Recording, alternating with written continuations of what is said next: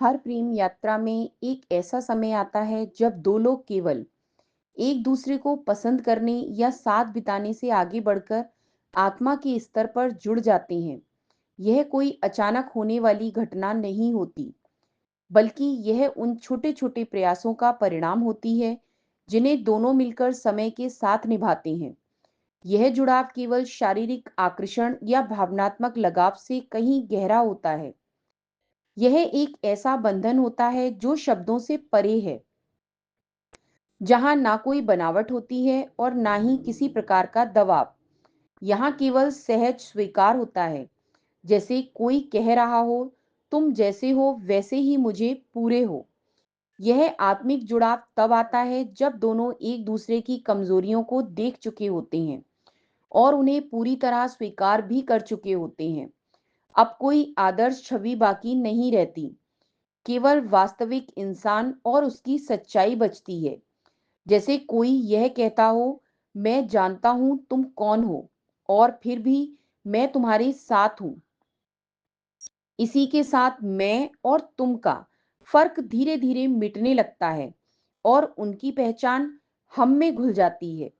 वे फैसले साझा करने लगते हैं, सुख दुख को बांटने लगते हैं और भरोसा इतना गहरा हो जाता है कि दोनों को यह विश्वास रहता है, तुम मुझे चोट नहीं पहुंचाओगी, चाहे परिस्थिति कोई भी हो, कैसी भी हो। जब स्त्री इस आत्मिक जुड़ाव को महसूस करती है तो वह पूरी तरह खुल जाती है। वह अपने अतीत, असुरक्षाओं और सपनों तक को बिना डर के सामने रख देती है। अब उसे अपने प्रेम को साबित करने की आवश्यकता नहीं रहती, क्योंकि उसे यह भरोसा हो जाता है कि वह जहां है वहां सुरक्षित है। वह आत्मरक्षा की दीवारें गिरा देती है और पूर्ण विश्वास के साथ उस रिश्ते में जीने लगती है। दूसरी ओर पुरुष का भी एक गहरा रूपांतरण होता है। वह केवल रक्षक या सुधारक नहीं रह जाता, बल्कि सचमुच का साथी बन जाता है।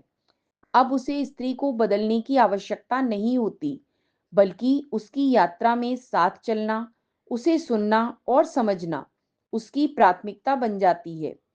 वह केवल स्त्री की भावनाओं को ही नहीं संभालता, बल्कि अपनी भावनाएं भी उसके सामने खोल देता है।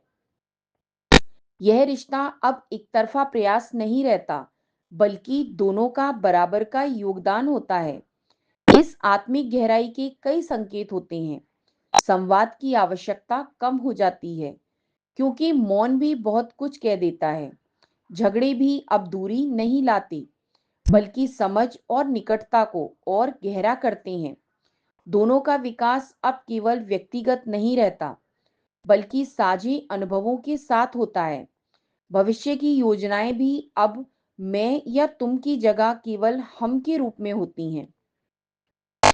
यह मोड़ दुर्लभ इसलिए होता है क्योंकि अधिकतर लोग बाहरी तालमेल और सतही बातों में उलझे रहते हैं।